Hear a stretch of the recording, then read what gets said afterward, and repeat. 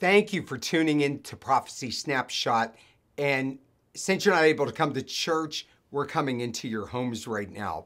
So it's great seeing everybody. And we're continuing with our subject matter on the judgment seat of Christ. Now listen, you want to plan for this. This is not a study in which you just kind of read and think, oh, that's interesting. Oh no, you let this study change your life. This study over the years has just gripped my soul more than anything else. Okay, we're looking at another crown which you could receive.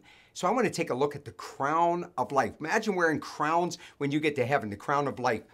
Now, the crown of life represents faithfulness. People being faithful to God. Just so you know, quitting is a major problem with most people. People just quit. People are endlessly, constantly quitting. They quit everything. Now look with me here over in Revelation chapter 2, verse 10. He said, now be thou faithful unto death. Notice here, there's no break here. You say, oh, I'm old.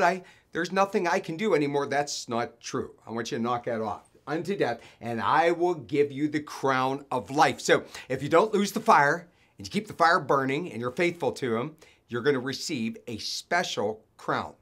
Did you know Barna study group, they did a study on the whole Bible and found that 70% of most Christian leaders, great patriarchs, those that were greatly used of God, that when they got further along in their life, they were shelved. They got tired.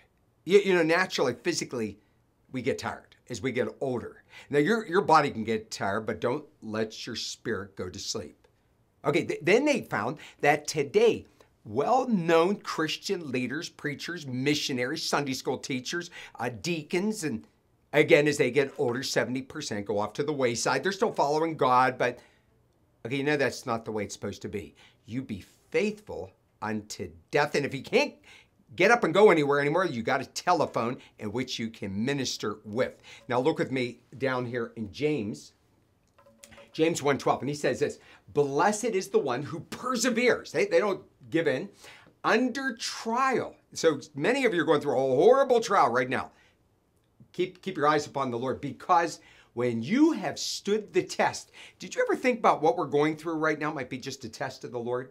He said that person's going to receive the crown of life that the Lord has promised to those who love him. People who love him do not get up and quit. Many of us say that we love God, but we just love God in theory. Look in Matthew chapter 25. Verse 21, when you get to heaven, you want him to say this to you. He said, his Lord said unto him, well done, thou good and faithful servant. For you were faithful over a few things, and I'm going to make you a ruler over many things. Enter thou in the joy of the Lord. I want you to notice in this passage here that if you're faithful, even over the smallest things, it's going to elevate you in rewards to be over bigger things as a reward from God.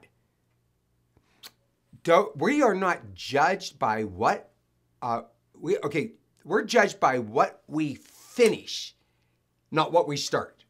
Oh, many of us are great starters, but we're really bad finishers.